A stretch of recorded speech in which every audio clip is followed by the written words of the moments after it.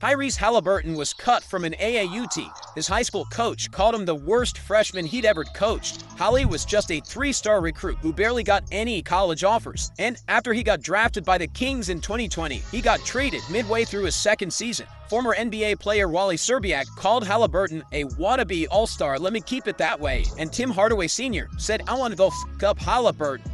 Ooh. I want to go f*** him up. At the 2024 Olympics, Haliburton was glued to the bench, playing just 26 total minutes, and not even suiting up for 3 games. All his life, Tyrese has been undervalued and underappreciated. And then, the worst insult of all came in 2025, when his fellow NBA players named him the most overrated player in the league, in an anonymous poll by The Athletic. But Tyrese Haliburton is anything but overrated, and he made sure everyone knows it, with some of the most clutch performances in playoff history. In the 2025 season, Haliburton has shot 12 of 14 on shots to tie or go ahead in the final 2 minutes. It has established himself as one of the coldest players in the league when the game is on the line, with the bonus points for his choke celebration, which was a shout-out to Reggie Miller.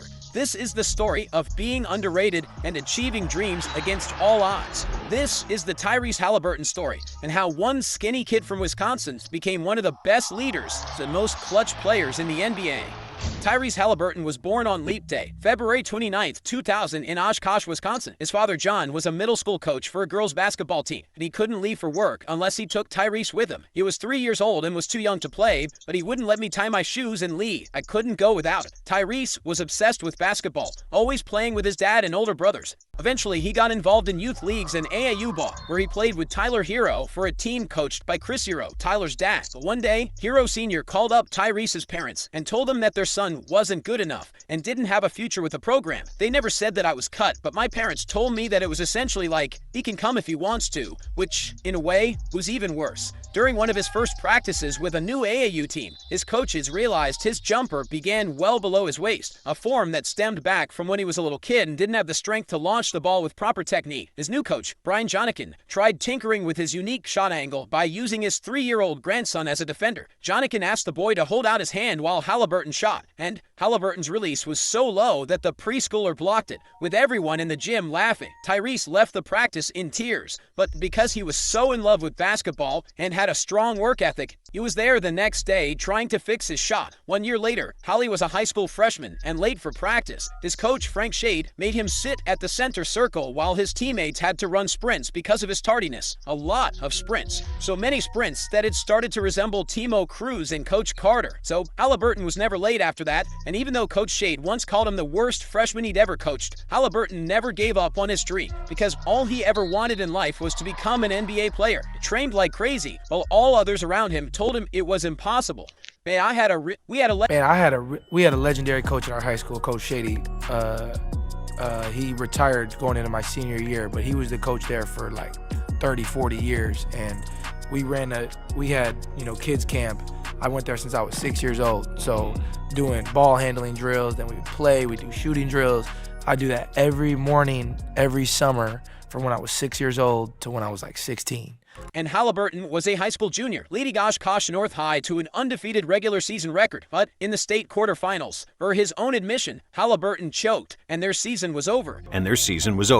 Oshkosh North falls 76-61. But back with a vengeance. As a senior, he averaged 22.9 points, 6.2 assists, 5.1 rebounds, 3.5 steals, and 1.7 blocks per game, leading Oshkosh North to a 26-1 record and the first state championship in the school's history, with 30 points in the finals, including 18 for 18 from the free throw line. And despite his clutch shooting and a championship, Hali still wasn't on the national radar. Nobody paid attention to some small-town player from North Wisconsin, but after they saw him play live once, the coaches from Iowa State knew that Haliburton was special. But what was unique about Tyrese wasn't just high basketball IQ, crisp passes, a 6'5" frame, or the long 6'8" wingspan. The first thing that strikes people about Tyrese is his ability to interact with anyone, his charisma. He could shoot, he could pass, but it was so much more than his basketball ability. I watched his mannerisms, I watched his personality, I watched his communication. I even watched the way he interacted with the refs. He was talking with them, but he wasn't pissing them off. He almost had a bond with them. Then he was off talking with his teammates or his coaches. He just had such a presence. The head coach's name is Coach Prom. I have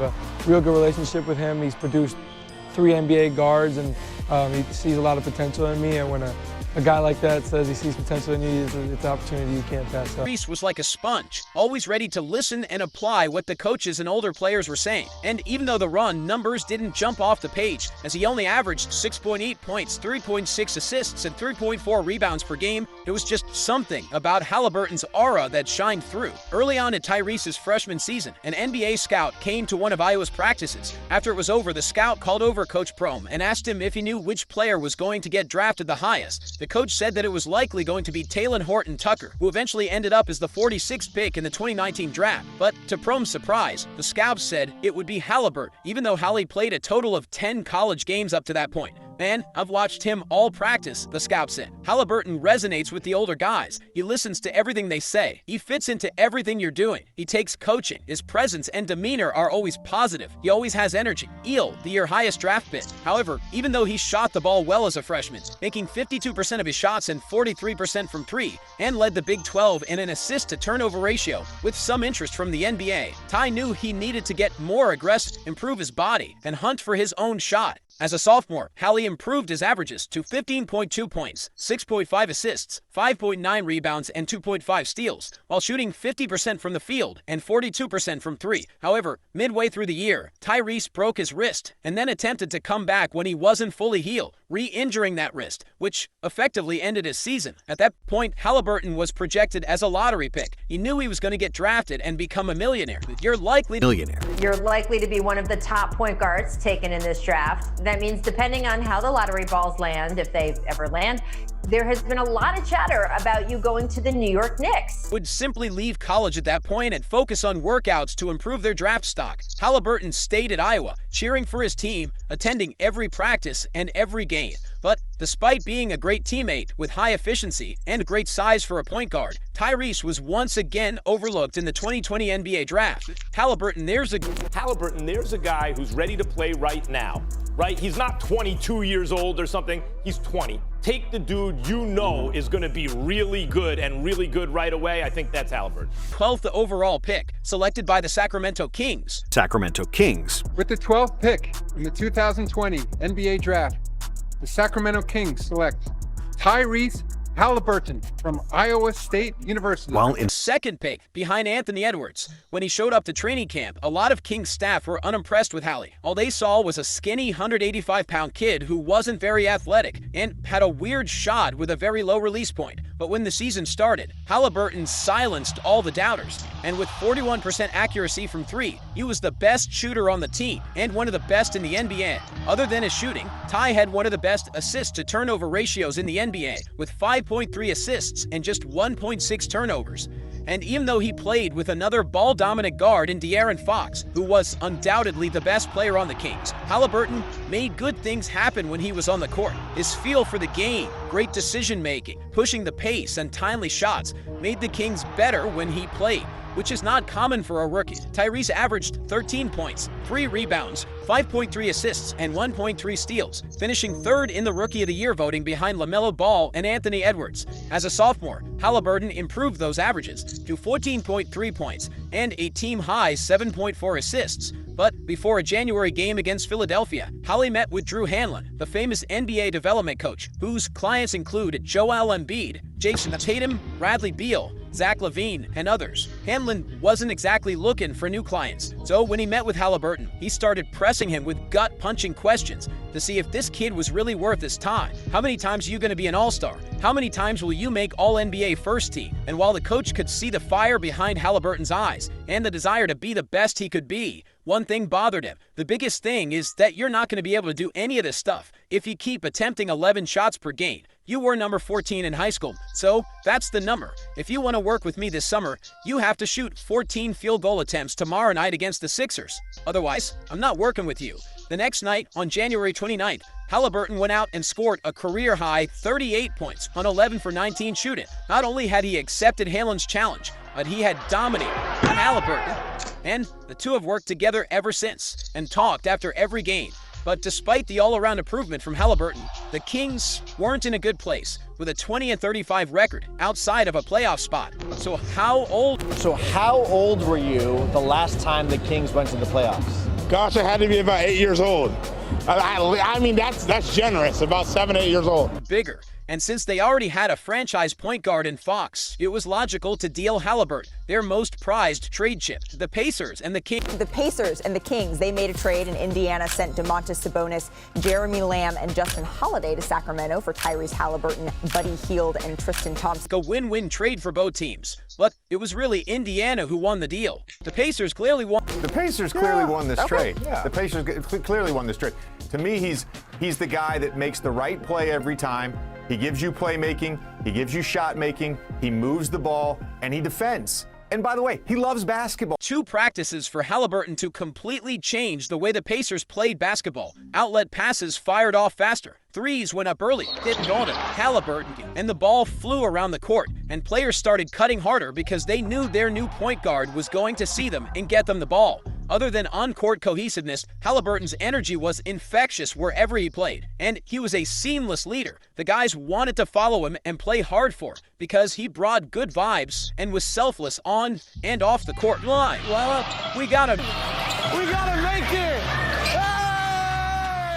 Started. The Pacers played with the 4th highest pace in the league, compared to the 20th before Haliburton's arrival. But for Tyrese, it was just the way he'd always played. His father John had raised him on a steady diet of Magic Johnson highlights, teaching his son about the power of the pass and the connection that the team had when everybody touched the basketball. He was taught that the game is an open floor, and he learned to read it with the help of a PlayStation. Honestly, a lot of my hoop knowledge and knowing how to play comes from video games. When you're playing 2K and you're on that camera angle where you can see everything ahead of you, that's how I think sometimes. While some players come to a new franchise and try to fit into their culture, Haliburton himself was the culture changer. We had a very business-like group before. There wasn't a lot of personality. They came in, they worked, but there wasn't a lot of spark. But when Hallie joined the team, everybody started coming to practices with a smile because they knew their point guard wanted to see them succeed. One of the virtues of Haliburton's game is that he genuinely wants to throw the ball ahead, to empower his teammates as creators. That's something that Tyrese realizes and a lot of guys don't. They like having the balls and like controlling things. He sees the connection with lightning-fast ball movement, teammate engagement, and the positive impact of getting the ball back live. You've got to put good energy in the ball, put good energy into the game, and the basketball gods will reward you. I feel like most times if I kick ahead and give my teammate a chance to get downhill, it'll come back to me. In his first full season as a Pacer, Haliburton averaged 20.7 points, 10.4 assists, and 1.6 steals per game, while shooting close to 50-40-90, becoming an all-star for the first time. In December, Haliburton made a game-winning three-pointer. Here's Tyrese Overrated, hits an area, and finished with a then career-high 43 points on a Pacers franchise record 10 three-pointers in a win against Miami. On March 5th, Haliburton made his second game-winning three-pointer of the season in a 125-122 win against the Bulls, finishing with 29 points and 11 assists. The next day, against the 76ers, Hallie posted his 30th double-double of the season with 39 points and 16 assists, becoming the first player in Pacers franchise history to record 30-plus points and 15-plus assists in a single game. However, despite his great play, the Pacers struggled mightily without him, with a 7-19 record sans Haliburton in the lineup. And due to the 26 games he missed and the overall youth of the roster, Indiana finished with a 35-47 record and missed the playoffs. However, for the first time in almost a decade, there was perfect clarity in how Indiana was going to play. The Pacers run because Haliburton runs. They share the ball because he shares the ball. And that's why when they were approaching free agency, they were looking for players who can run and play fast. They drafted Jarris Walker and Ben Shepherd, signed Bruce Brown in free agency, and traded for Obi Toppin. The Knicks are finalizing a deal to send forward Obi Toppin to the Indiana Pacers for 2 future second-round picks. The Pacers' style of play and was the beneficiary of many lob dunks from Haliburton. And more importantly, at the 2024 trade deadline, Indiana sent Bruce Brown to Toronto for Pascal Siakam, who, like Haliburton, was made to run and was one of the most underrated stars in the NBA. Pacers acquiring all-star forward Pascal Siakam in a trade that sends Bruce Brown, Jordan Moore, and 3 first-round picks. Signed a $260 million 5-year extension with the Pacers, and in the offseason, he worked tirelessly to improve his game. And And while the majority of NBA stars spent their summers on yachts, Tyrese spent nearly the entire offseason in Indiana, going to the gym, working on his game, and adding muscle to his frame. And when the 2023-24 season started, Haliburton had grown in every aspect, from improving his footwork to his shot creation and being a more dynamic scorer.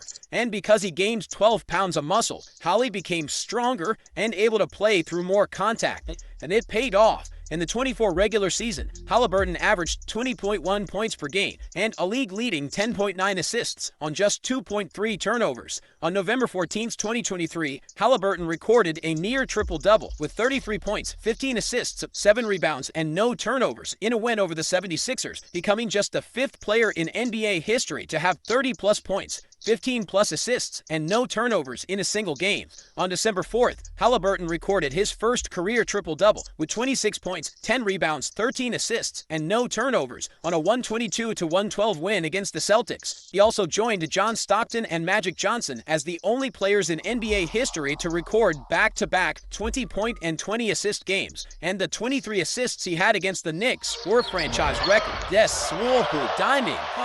Haliburton also led the Pacers to the final of the inaugural NBA Cup, then known as the in-season tournament. I think if he outplays LeBron and the Pacers win tomorrow, it certainly vaults him into the conversation of being a superstar in the NBA. And I would argue that he's probably already there. To the Lakers, Tyrese was named an All-Star for the second straight year and was only one vote shy of winning the All-Star Game MVP. However, a far more important accomplishment happened later in the year when he was named to the All-NBA third team and was officially recognized as one of the 15 best players in the league. The Pacers played with the second fastest pace in the NBA, and they led the league in points scored, field goals made, field goal percentage, and assists. Their 121 offensive rating was the second best in NBA history, and led by Haliburton, the Pacers became one of the most fun teams to watch in the league. But other than fun, there was also substance. They won 47 games and made the playoffs for the first time in 4 years. It's been an incredible experience for many Pacers fans to see their team back in the playoffs again. Round against the Bucks, Haliburton notched his first playoff triple-double in Game 3. Hali scored 18 points with 10 rebounds and 16 assists and made a game winner in the Pacers' 121-118 overtime win. 6 seconds to go. Crosses over on Beverly. Float game for the win! In 6 games, which was their first playoff series win in 10 years, but they weren't done yet. Despite falling 2-0 in the second round series against the Knicks, in Game 3, Haliburton dropped 35 points to lead the Pacers to victory, and the series would go to Game 7, where Tyrese showed up wearing a hoodie with the infamous Reggie Miller choke sign from the Knicks-Pacers series in 1994. But trash talking only works if you can back it up, and Tyrese did exactly that. He scored a team-high 26 points on 10 for 17 shooting, including 6 threes, to lead Indiana to victory as they shot the highest field goal percentage in NBA playoff history. Come on! Come on! Yes! Yes! Second game of the conference finals against the Celtics, Haliburton injured his hamstring and was ruled out for the series, which ended with the Pacers getting swept. But Haliburton got healthy for the summer, where he was selected to represent Team USA at the 2024 Paris Olympics. So how you doing? You good? How you doing? You good? Good. I'm here on behalf of USA Basketball. I want to formally elect you to the team this summer. Oh, wow.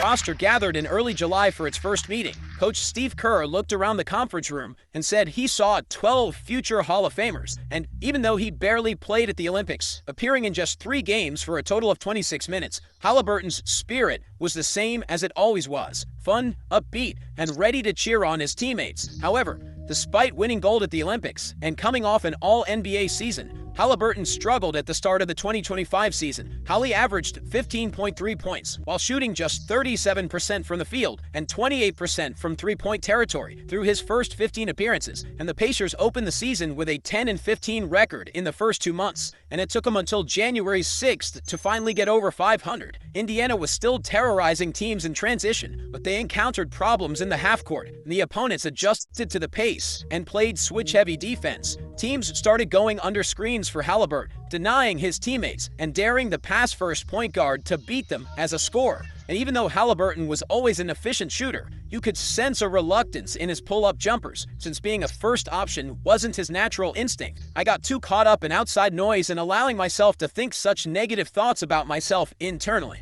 It was the first time in my life that I had real self-doubt behind everything I was doing. I feel like my personal struggles were leading to the team's struggles. A lot of our games early that we were right there to win, I just wasn't playing my best basketball, and I think that was taking away from us winning games. However, right around Christmas, things started to turn around. The Pacers had a 40-17 record from December until the last game of the season, and Haliburton's aggression and efficiency improved drastically. For the season, he averaged 18.6 points and 9.2 assists, the third best mark in the league, with a 58% effective field goal percentage, which, for example, was higher than Steph Curry's EFG in 2025. Tyrese committed just 1.6 turnovers per game, and he led the NBA in assist-to-turnover ratio with 5.6 assists per every turnover. And even though he wasn't named to the All-Star team after a poor start to the season, Haliburton received another All-NBA third-team selection. But then the playoffs started. So, y'all, good morning. Happy playoffs.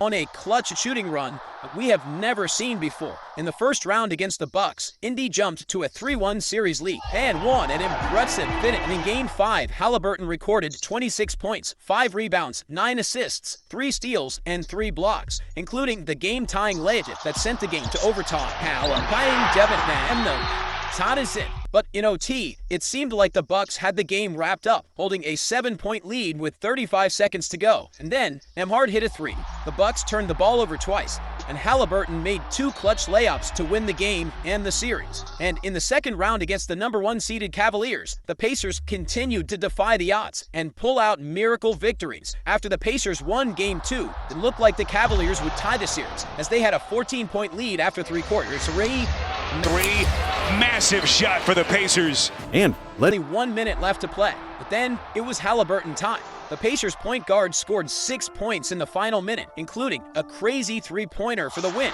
And in the hands, Tyrese Haliburton. The Cavs never recovered after that loss, and Indiana won the series in 5 games to advance to their second consecutive conference finals. Congratulations. Congratulations. Keep believing. You guys are 8 wins away from an NBA championship. Having several crazy comebacks in the playoffs, the craziest was yet to come. In Game 1 of the conference finals against the Knicks in Madison Square Garden, New York had a 14-point lead with 2:51 left to play. The Knicks' win probability at that moment was 100%, and those odds were calculated with the fact that we have never seen an opponent rally back from that kind of deficit in the NBA playoffs before. With 40 seconds left on the clock, Karl-Anthony Towns made a layup that extended New York's lead to 8, giving the Knicks a win probability of 99.9%. But then, Aaron Nesmith continued to torch the Knicks, finishing with 20 points in the fourth quarter on 6 for 7 shooting from 3. Nesmith, it's a free, it's a 2-point game. It's a 2-point game. His unbelievable heat check and several Knicks mistakes gave the Pacers a chance as they trailed by 2 with 7 seconds to go. Haliburton once again took the ball into his hands, and what happened next was crazy. He'll backpedal a free for the win, and despite throwing the choke sign too soon, and the game going to overtime, Haliburton's and the Pacers' confidence never wavered. With 35 seconds to go and the Knicks up by 1, Holly threw a perfect pass to Nembhard to give Indiana a 1-point lead. After another New York turnover, Obi Toppin's dunk pushed to Indiana's lead to 3, and they eventually won 138-135. Haliburton finished the game with a team-high 31 points, 11 assists, and just 2 turnovers. The Pacers were plus 15 in his 43 minutes, thriving on Haliburton's ability to control the game's rhythm, push the pace, and make correct decisions to punish the Knicks' switching defense. Indiana won Game 2 in New York as well, behind 39 points from Pascal Siakam, and the Knicks responded in Game 3, winning 106-100 in Indianapolis. I just always feel like the Knicks still have a chance, and they're 6-1 on the road. I have to keep going back to that. Like, they're 6 on the road. They know how to win on the road. Yes, it may be ugly, and yes, they may have to go down 20 first to wake up, but they have a great chance of winning the series. 4. Haliburton had one of the greatest ever performances from an NBA point guard. Tyrese scored 32 points with 12 rebounds, 15 assists, 5 3-pointers, 4 steals, and 0 turnovers in a 130-121 win, which increased the series lead to 3-1. You can't play point guard under the circumstances with what's at stake better than Tyrese Haliburton played that position tonight. Player in playoff history to achieve 30-plus points, 10-plus rebounds, and 15-plus assists with 0 turnovers. But this isn't surprising anymore. Game 4 was a masterclass, with Haliburton's 11th career game with 15 assists and 0 turnovers, trailing only John Stockton and Chris Paul, who have more such games. And despite New York extending the series with a Game 5 win, in Game 6, the Pacers finished the job, making their first trip to the finals since Reggie Miller did it in 2000. In the conference finals, Haliburton averaged 21 points, 10.5 assists, and 2.5 steals, 1 vote shy of winning the ECF MVP. Haliburton's game has traces of Magic Johnson, Steve Nash, and Jason Kidd in the way he pushes the pace, controls the game, and makes everyone around him better. And even though his jump shot is still weird, and his overall game is unorthodox, with more jump passes than anyone else in the NBA, it's safe to say that Haliburton's one of the best point guards in the league, and that he's likely going to stay that way for the next decade, since he's still only 25 years old. Not bad for someone who's overrated. Thank you for watching, and if you like this one, we have another video for you right here.